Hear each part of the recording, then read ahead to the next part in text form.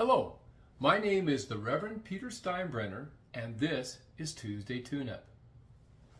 Last fall, I began a series of Tuesday Tune-Up discussions on the minor prophets. So far, we have reviewed Obadiah, Haggai, and Nahum. Today is the fourth discussion of the series, focusing on the book of Jonah. Jonah consists of 4 short chapters with a total of 48 verses. In my Bible, the book of Jonah fills about 2 pages.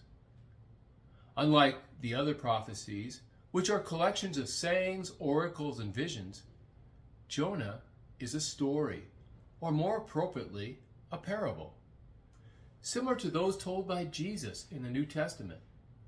It is also a satire, with Jonah being the hero who says the right things, but his actions belie his words.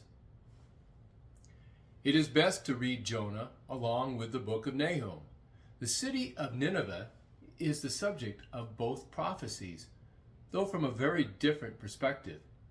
Nahum is a story of God's love for the people of God and God's anger towards Nineveh. Jonah is a story of fear, second chances, and redemption for those who repent.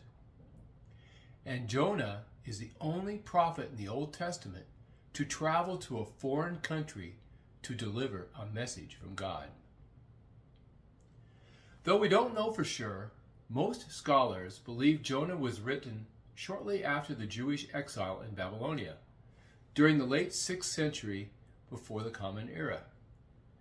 During this period, because the exile dispersed the Jews, the Jewish leaders became concerned their culture and beliefs would soon become assimilated into their neighboring populations. Consequently, the Jewish leaders decided the only solution was for the Jewish population to separate themselves from the outside world as much as possible. Many Jews believed exile was their punishment for neglecting their covenant laws. Yet they also believed the ethical norms and behaviors of the people surrounding them were much more abhorrent than their own. So they could not understand why the Jews were the only people being punished by God. In our story today, God instructs Jonah to warn the people of Nineveh of their impending doom. But Jonah does not believe Nineveh deserves this warning from God, so he tries to run away. And as we see, one cannot run away from God. Instead of going to Nineveh, Jonah set out to flee to Tarshish on a boat. Tarshish is likely the city now known as Tartessus in Spain, a long way from Israel. He does not get far when God sends a storm which frightens all people on the boat.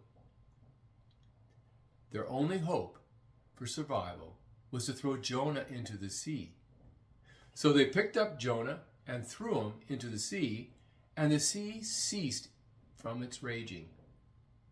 When the sailors saw this, their faith in God was increased, and they responded by making sacrifices and vows to God. But God was still with Jonah, and he provided a huge fish to swallow Jonah. And when Jonah pleaded with God, God had the fish spew Jonah out onto the dry land. Jonah chapter 2 is the prayer Jonah made while in the fish.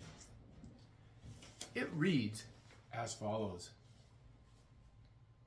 Then Jonah prayed to the Lord his God from the belly of the fish, saying, I called to the Lord out of my distress, and he answered me. Out of the belly of Sheol I cried, and you heard my voice. You cast me into the deep, into the heart of the seas, and the flood surrounded me. All your waves and your billows passed over me. Then I said, I am driven away from your sight. How shall I look again upon your holy temple? The waters closed in over me. The deep surrounded me. Weeds were wrapped around my head.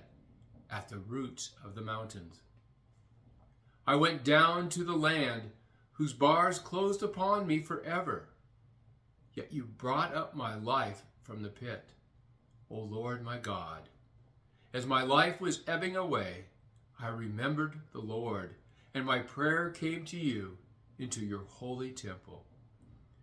Those who worship vain idols forsake their true loyalty, but I, with a voice of thanksgiving, will sacrifice to you what I have vowed I will pay.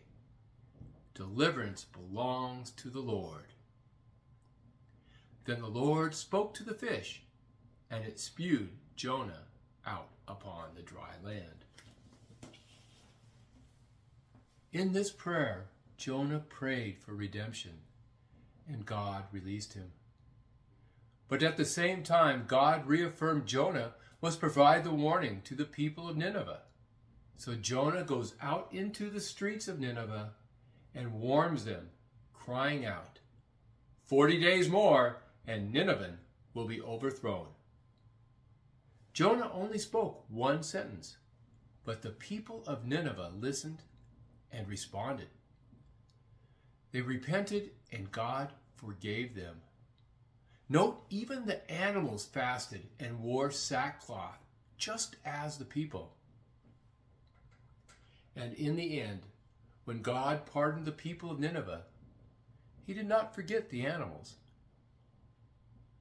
Jonah became angry with God for warning the people of Nineveh and then redeeming them. In response, God performed a miracle as a teaching for Jonah. He provided a bush to shade him as he watched the city. But then the bush withered away and died. And this made Jonah even more angry with God.